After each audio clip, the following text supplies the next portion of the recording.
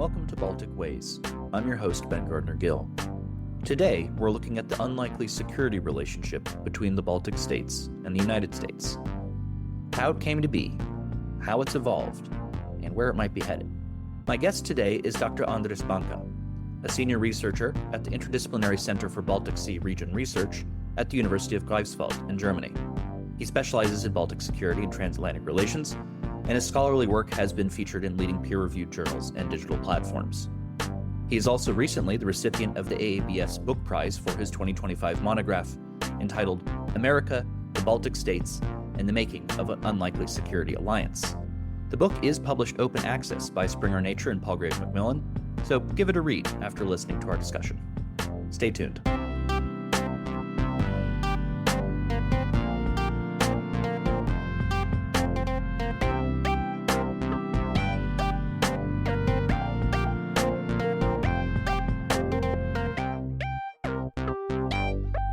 Andris Banka, welcome to Baltic Ways.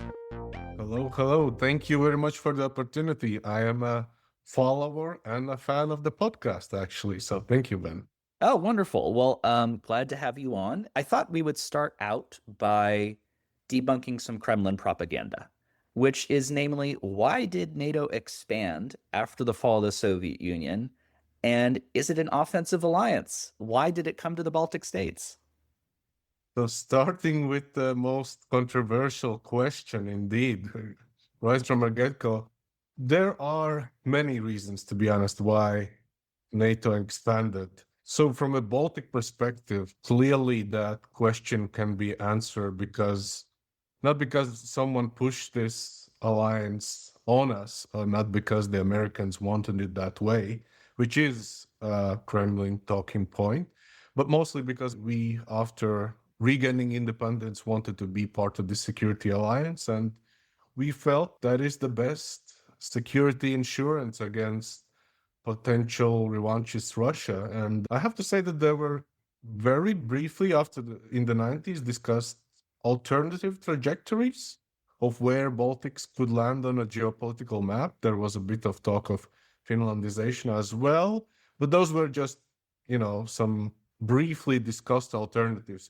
Pretty soon, NATO became the main kind of vehicle that was seen as the best guarantee to ensure the survival and security of the three Baltic countries. They were met by resistance, both most notably in Moscow itself, but also among European countries. There was quite a bit of resistance initially to this idea, but slowly but steadily, in a Baltic way, they managed to kind of inch themselves closer to the alliance. And I think most of your listeners will know the story that they joined in 2004, obviously, then. You spoke about this briefly. I want to get back to this. People might not realize, it being a few decades later, the United States was somewhat reluctant, as you've uncovered and detailed in your book, to actually add the Baltic states to the alliance.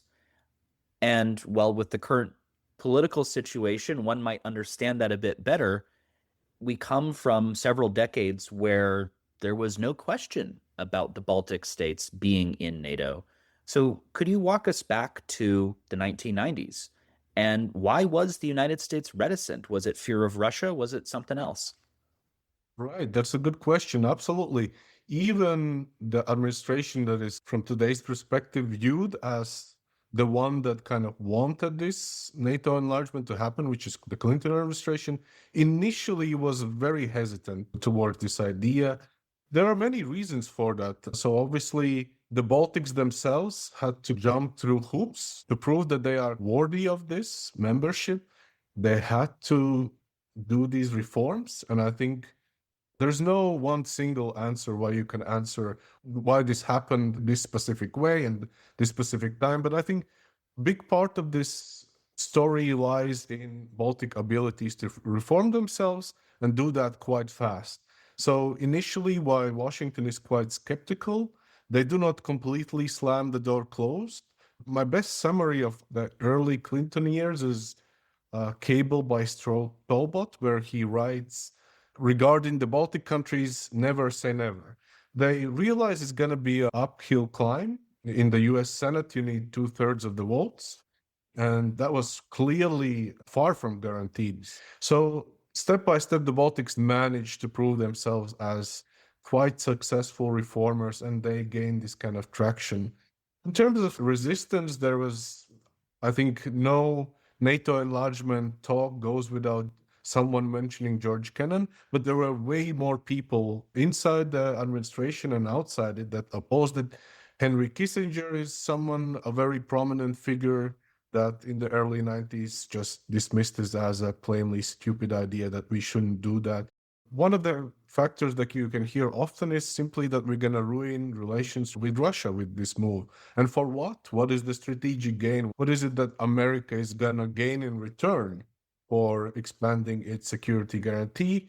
They don't see it that way. And in their eyes, this would be too provocative towards Russia. So some of the voices are opposing this sort of in the name of maintaining good relations with Russia. This obviously changes as slowly but steadily in the early 2000s when the relations with Russia becomes slightly more harmonious. And obviously after 9/11, the wheels are completely turning in a different direction. And the Baltics managed to use that crack in the history to secure their place at the transatlantic table. I'm not one of these people who say there's one reason and one reason only. The more you read about this and the more files you pull out of these archives, you realize that there's so many views on this issue and that many people thought about this topic in very different ways. I want to pull on something that you just mentioned there, and we're referring to 9/11 sort of as a crack in history, as a breaking point. Is there an implication there in your analysis that the United States felt insecure after 9/11? I think that's pretty obvious and well documented. And some sort of national feeling about that led them to say, well, maybe, yeah, this Baltic thing and expanding NATO is a good way to increase our security at a time when we're feeling insecure. Am I right to read that into what you said? Partially. I would say that the big decisions about enlarging NATO is already made few months before 9/11 happens, actually. So there's a couple of people I had the honor to interview. One of them is Daniel Fried, who was a pretty high-ranking official in the Bush administration. He often tells this story about how Bush called him in the summer of 2001 in his office and asked, so do you think Baltics are in the next wave of enlargement or not? Daniel Frick, who is certainly a big supporter of the Baltics, says, I think we should take Estonia, Latvia, and Lithuania as well in, to which Bush replies already, I think so too. Let's make it happen, basically. So that is already 3-4 months before 9/11 happens. And by the way, as well, coincidentally, Putin flies just a few days before 9/11 happens to Helsinki. In one of the interviews, he already semi-drops his opposition to this idea. He says basically, well, I'm not a huge fan of this, but, Estonia is an independent country, so if they really want to, then who am I to tell them no? So I think this process is already in motion before 9/11. Of course, you are right that once these things happen, as you put it, Americans feel more insecure, and basically, famously, Bush starts to divide the world into people who support us and who are against us. And the Baltics obviously find themselves in a biggest supporter camp. I think 9/11 kind of expedites this process. They are well on their way on NATO already before that, I think. You're right that 9/11 is obviously a big event, and it just ensures that this will definitely take place. And obviously there's another, and I written the whole chapter on it, that 9/11, of course, opens up the possibilities of joining not only by word but by deeds US forces in Afghanistan and Iraq. And that is highly valued in Washington, that these countries not just talk about how they want to be protected and part of NATO, but they're actually willing to put their lives on the line for this. The rest kind of is history there. So I would say partially, yes, 9/11 makes things happen faster, but I think they were already on the right trajectory even without it as well. I would say so. And that leads me perfectly into where I wanted to go next, which is the Baltic contributions to the war on terror, specifically in Afghanistan and in Iraq, of course. Some of our listeners will be familiar with the outlines of Allied support. Some will be much more familiar. But what specifically did Estonian, Latvian, and Lithuanian troops do in those theaters? Right. So this is pretty big decisions to make because while initially Afghanistan wasn't super controversial, Iraq certainly was. So this was opportunity for the Baltic states, as I already mentioned, to prove themselves that they are worthy of the membership. On the other hand, domestically, this is a hard sell. I have never seen a poll that majority of people, either in Latvia, Lithuania, or Estonia, actually supported this. Quite the contrary. Domestically, political elites have to sell this need for intervention. So what stands out in the Baltic case in their contributions? Well, numerically speaking, in terms of troop numbers, obviously these countries were not the largest suppliers of armed forces to these conflicts, but importantly, they deployed what is called caveat free, meaning they were placed in some of the toughest places in the Taliban land, as one can put it that way. Estonians certainly were placed in some of these toughest terrain in Afghanistan, and Lithuanians even assume one of the leading kind of lead nation status as well. So they really stood out in terms of willingness not only to deploy, but put their forces into the toughest areas. And so, on a kind of diplomatic level, it was appreciated. But now, in addition to that, we also have declassified files where American officials speak the same way. They really sincerely appreciate their sacrifices made.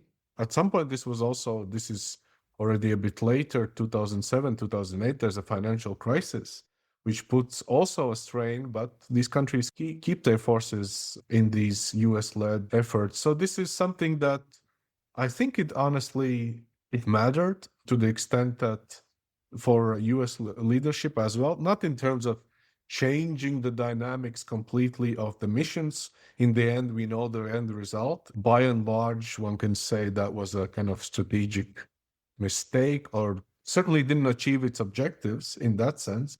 But at the time, the Bush administration and later others as well did appreciate these sacrifices. They viewed them as something that is valuable as well. So, and obviously, kind of jumping later, and there comes the Trump administration with its swipe against its allies that you're not doing enough, you haven't deployed enough, and you haven't kind of borne any sacrifices for us. To be honest, this particular chapter I felt like was, in a way, for me, I felt like no one's going to be interested in it.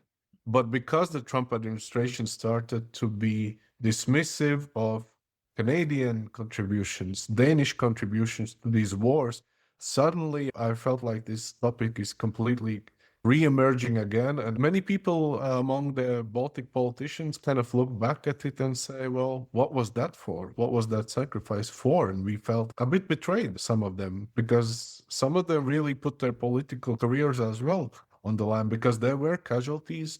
Per capita, Estonian casualties were quite high compared to other countries in Europe. While it started as a kind of chapter that I wasn't even sure that I should write, Trump administration ensured that it was worthy addition to the book, and it is still resonating now with us today as well.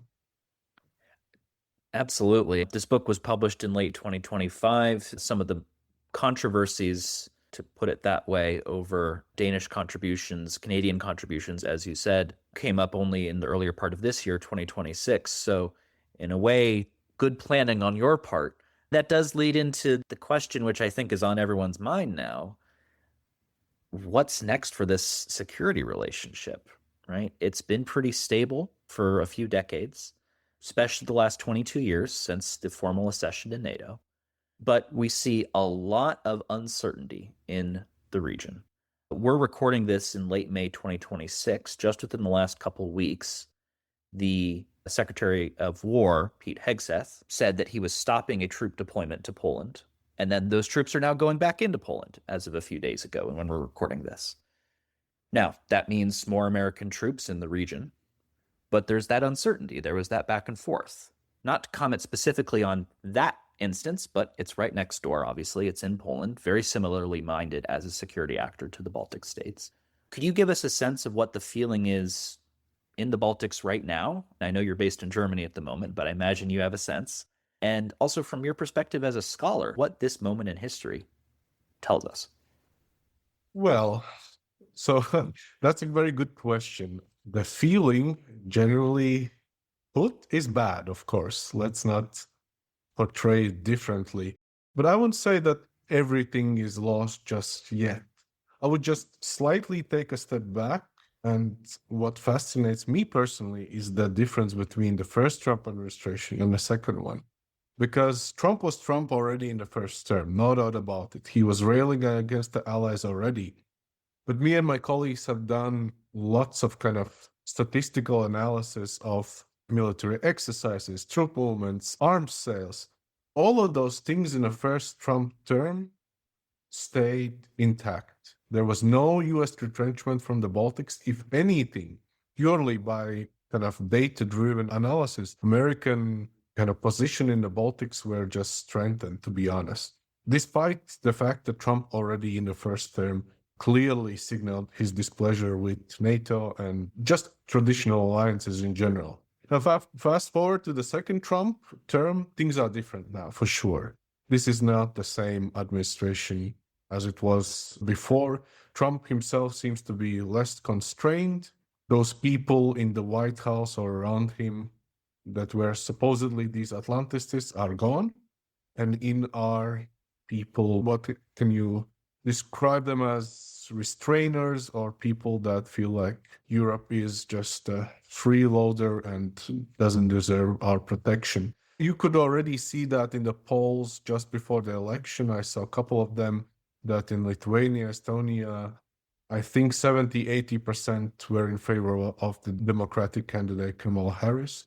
And once that didn't work out, we got second Trump administration in place, and things have been downhill from there. It doesn't mean that they have given up on that relationship. If we try to find some kind of small positive things, Congress is still supposedly strongly in favor of NATO and the Baltic countries in general. There was this fight about this funding on Baltic Initiative that they manage in the end get it done still, so the funding continues to flow. I would say the US public opinion is still there as well. The support for NATO has stayed more or less the same. It is lower amongst Republicans, yes.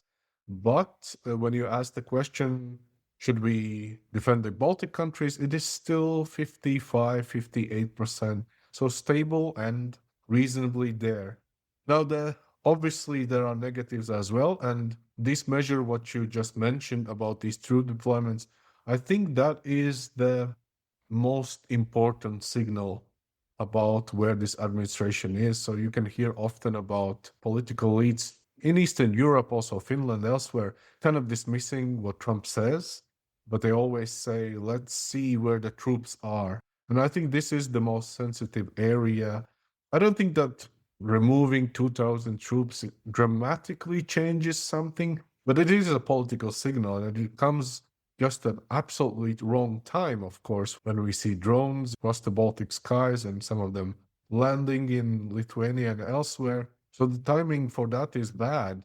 So far, they have managed to convince Americans to keep that force posture there, but it really remains to be seen. I think the troop deployments is the most important signal how we gauge where the United States is. There's other things like speeches and leadership visits and where does the Secretary of State travel to and military exercises, arms sales, but true presence is the number one thing for the Baltic countries that they hope, at least in their eyes, that no matter how big or small, that could be 600 troops, it still somehow deters Russia and forces them to think twice.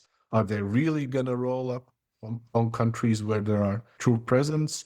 In the end, I would say that American presence and American kind of leadership is, despite everything, is still valued.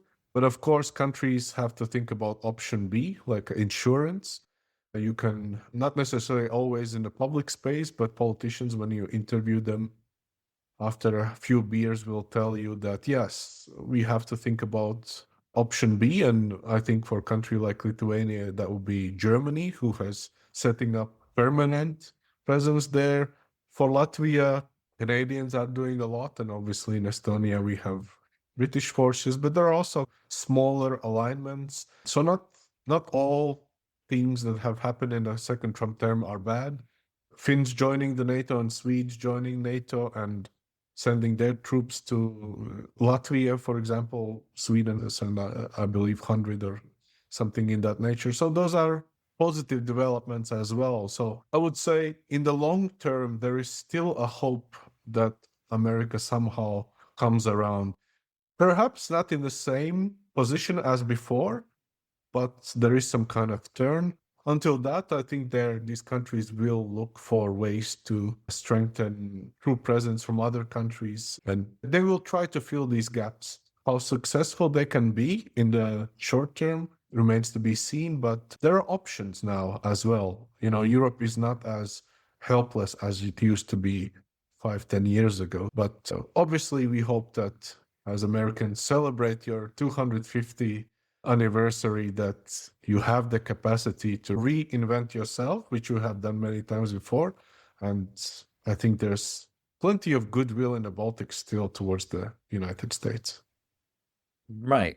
As you're talking about the other options here, there's not any equivalent to United States, almost by definition, as a security actor in the Baltics.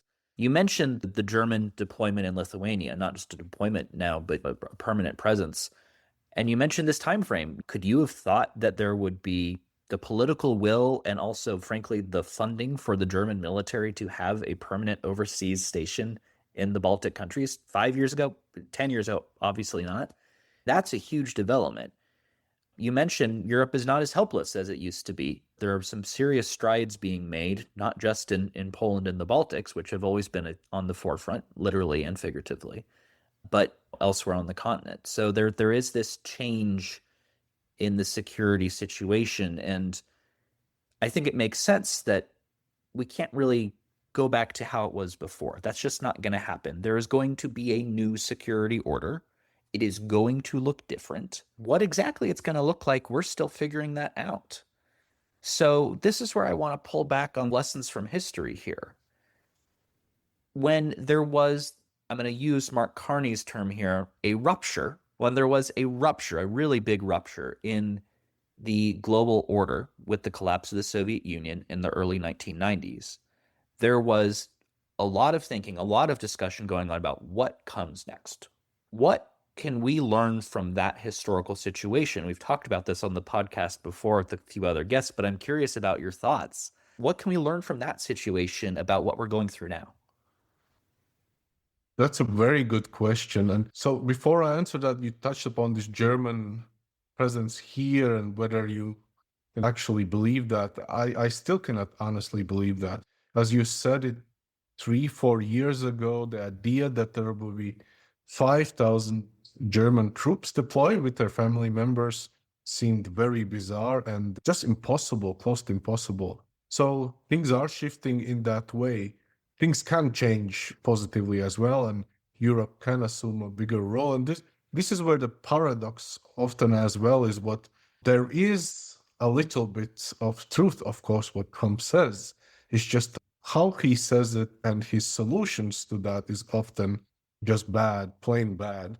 But his criticism of Europe, of course, there is a point of what he says about Europe just not stepping up. I always got stuck to this quote where I was many, many years ago, this famous Robert Gates speech, which he gave, where he said that this situation where Americans care more about the safety of European kids is unsustainable and it's not right. Europeans should care most about European future, and we can be there for you and so support it. So in some ways you can say that it was bound to be this way, just Trump has shortened that process very fast and put the whole alliance into question, which is certainly not something we wanted. The main question that you ask, what can we learn from this? This is stating the obvious maybe, but I think there's no endpoint to history. When I read a lot of these declassified files, how Baltics thought about this issue is that we'll do everything we can to get into NATO, and that chapter will be closed. There will be a red line, and Russia will never dare to do anything. And here we are. We are in NATO. We have all kinds of troop presence, and yet we are still somehow insecure. And the story is not fully written yet. So I think it was Colin Powell that when he arrived in Brussels and there was this ceremony of the Baltic NATO accession, he said, "You guys will have more security than you ever had in the last 100 years." And I think many people really believe that this was the end point of it. We're part of this great organization. That's it. We don't have to do much, anything else. The line has been drawn and no one's going to challenge this ever. The kind of lesson is that there is no end point. Security is contested all the time. We have to be vigilant. We have to invest ourselves. And we have to be able to adjust. If there's questions surrounding the United States, then we must accept that as a reality, and we'll try to find alternatives which are not as good as relying on the main superpower, but there are some regional allies that can step in. The main lesson or the takeaway is that just each generation has its own challenges, and our kids will have to figure out the security for themselves. There was no end point. But certainly being part of NATO makes the task easier, but still there are plenty of challenges ahead in Baltic Sea region for all of us, I would say. Absolutely. They're never going away. I think anyone who pretends differently is unfortunately deluding themselves. So it's not the most optimistic note that we will end on, but in a way, I would say these are not unprecedented times. There's always been change. There's some way to figure it out. So maybe on that note, Andres, we'll conclude this episode of Baltic Ways. Thank you very much for the opportunity. Take care.